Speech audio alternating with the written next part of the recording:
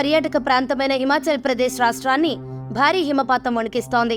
ఏకధాటిగా కురుస్తోన్న మంచు వర్షంతో పర్యాటకులు ఇబ్బందులు పడుతున్నారు.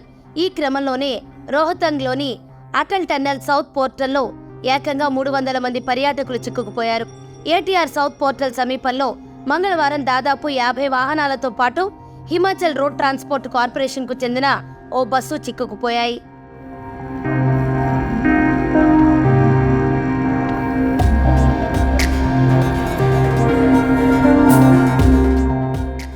దీనిపై సమాచారం అందిన వెంటనే పోలీసులు అక్కడికి చేరుకుని పర్యాటకులను రక్షించారు.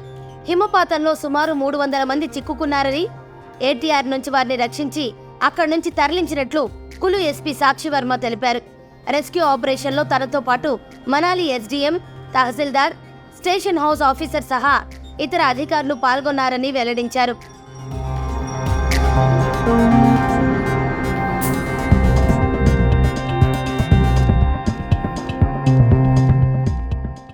జనవరి 30 నుంచి ఫిబ్రవరి 3 వరకు హిమాచల్ ప్రదేశ్లోని ఎత్తైన ప్రాంతాల్లో భారీ హిమపాతం, వర్షాలు కురుస్తాయని వాతావరణ శాఖ ముందే హెచ్చరికలు జారీ చేసింది.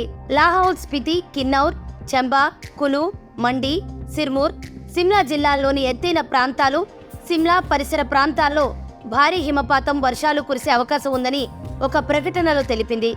రాష్ట్రంలోని దిగువ కొండలు, మైదానాల్లోనూ ఉరుములు మెరుపులతో వర్షాలు పడే ఛాన్స్ ఉందని, ఎత్తైన పర్వతాల్లోని పలు ప్రాంతాల్లో ఈ కాలంలో ఈదురుగాలులు వీచే అవకాశం ఉందని అంచనా వేసింది.